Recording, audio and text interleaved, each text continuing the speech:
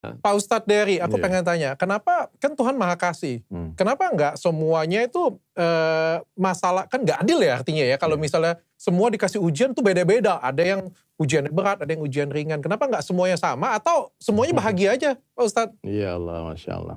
Bukan Tuhan ya, Allah ya. Tuhan kan Tuhan tuh banyak. Kan Tuhan dimarahin lu. Siap Pak Ustadz, siap salah. Jadi gini Dok, kita sudah bayar sekolah, SPP, kita sudah belajar dengan betul-betul. Pas waktu ujian, teman kita diuji, kita enggak. Marah enggak? Marah ya? Marah, enggak adil. Enggak adil dong. Jadi mestinya ketika kita diuji itu kita merasa tersanjung dong. Dan ujian anak SD dengan anak SMP, SMA, kuliah itu beda. Maka enggak bisa dong ujian SMA dikasih ke anak SD. Enggak kuat dia. Oke, tapi kan ada orang yang pintar. Ya Allah enggak. Jelas Allah katakan kalau aku uji kamu, itu pasti kamu sesuai dengan kemampuanmu masing-masing. Oke, setuju. Jadi sebetulnya ujian itu sudah ada jawabannya. Semua akan baik-baik saja, semua nggak akan ada masalah. Cuma ada dua yang disukai, yang tidak disukai. Ujian yang disukai ini, kamu bersyukur dan memuji aku, kata Allah. Kalau ujian yang kamu tidak sukai, bersabarlah dan ihtisab, mengharap pahala dari Allah. Jadi syukur itu akan mengangkat derajat kita, sabar itu menggugurkan dosa. Oke. Jadi dua-duanya baik. Kalau dapat perkara yang disukai, berarti kita alhamdulillah, puji Allah.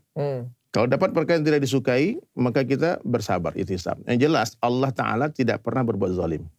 Dalam hadis qudsi itu Allah jelaskan, ya ibadi, wahai hamba-hambaku, ya, ini haram tu zulma ala nafsi. Aku mengharamkan kezaliman atas diriku. Oke. Jadi tidak mungkin Allah itu menghendaki kita binasa, kita sengsara, kita menderita. Nggak mungkin. Jadi semuanya disesuaikan dengan kapasitas semua kita. Semua dengan kapasitas, dan yakinlah tidak ada hubungannya kekayaan dengan kebahagiaan, kemiskinan dengan kesengsaraan. Nggak ada. Jadi orang pikir kadang-kadang kalau diberi kemiskinan, oh Allah nggak sayang sama saya. Yeah. Kenapa aku nggak diuji dengan kaya saja? Nah itu. Nah, makanya orang pikir Dok. Jadi ini kalau bisa milih ujian hidup kan pilihnya yang. Dok, saya mau tanya Dok. Kira-kira itu orang kaya dan orang miskin mana yang lebih berat ujiannya? Lebih susah mana dulu waktu miskin ketika waktu kaya sekarang? Jujur aja. Saya tahu jawabannya Pak Ustadz. Paham. Tapi sebenarnya kalau boleh saya jujur, lebih susah orang nggak ada duit Pak Ustadz. Oke. Orang nggak ada duit itu rasanya. Ini sebenarnya ada di topik yang kedua kita ya. Ya. Dunia itu sementara. Akhirat selamanya. Uang itu sementara. Tapi rasanya kalau nggak ada uang, rasanya seperti di neraka Pak Ustadz. Kata orang gini ya, putus cinta minimal kalau orang kaya putus cintanya di Lamborghini katanya gitu. Nangisnya di situ. Di Mikrolet. Maksudnya kayak gini Pak Ustadz, kalau misalnya kita patah hati, kita ditinggalkan teman, apapun masalahnya, tapi kalau kita masih ada uang, paling nggak itu masih ada yang membahagiakan kita. Betul. Coba bayangin kalau sudah nggak ada siapa-siapa, nggak ada uang pula. Betul. Itu betul kalau mindset kita, cara pandang kita menjadikan uang itu segala-galanya. Maaf ya, Tuhannya orang Islam. Ya, kita kan Islam bertiga nih. Ya, amin. Oh, itu belum. Amin. Tapi aku mau tanya nanti, Oke, nggak apa-apa ya. Nah, ya pokoknya semua orang kalau karena aku udah declare di mana-mana soalnya udah viral. Itu sudah itu. Iya. Gak apa-apa. Cuma aku mau tagih janji hari ini. Cuma gini Dok, Tuhan kita Allah, bukan uang. Uang itu tidak akan ada kalau tidak ada mesin. Mesin tidak akan ada kalau nggak dirakit oleh manusia.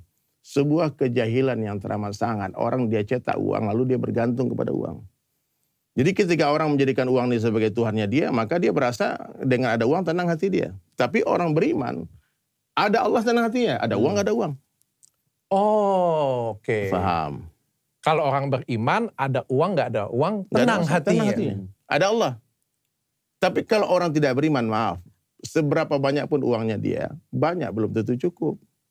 Sedikit belum tentu kurang. Oke. Paham. Jadi saya paham. Intinya Dok, ini kalau kita bicara iman, ya, bicara ujiannya dan kita kaitkan dengan Allah, nggak ada masalah semuanya. Saya tanya ujian Nabi Ibrahim apa? Dibakar hidup-hidup. Dibakar hidup-hidup Dok. Bukan difitnah lagi bikin ini bikin itu. Di depannya api yang menyala-nyala. Datang malaikat Jibril menawarkan bantuan. Malaikat Jibril itu amirnya, pemimpinnya para malaikat. Tanya Ibrahim, minta tolonglah sama aku bantu kamu. Bukan lawyer yang datang loh.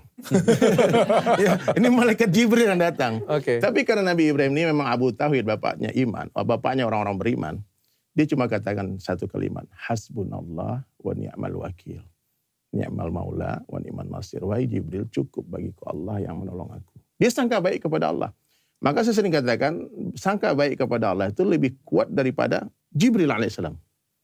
Sangka baik kepada Allah. Jadi ketika ada masalah di depan mata kita, jangan katakan mungkin, kayaknya, mungkin Allah bantu. Tidak, pasti Allah bantu saya. Oke. Oke, mindsetnya yang diubah ya. Jadi api yang panas itu terasa dingin bagi Nabi Ibrahim. Maaf, bagi orang di sekitarnya panas api itu. Buktinya tali yang mengikat tangan Nabi Ibrahim itu putus dong.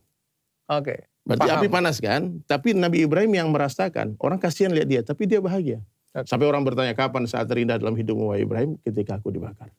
Oh, justru karena itu dia anggap itu adalah ujian itu adalah berkat dari Tuhan. Berkat dari Allah.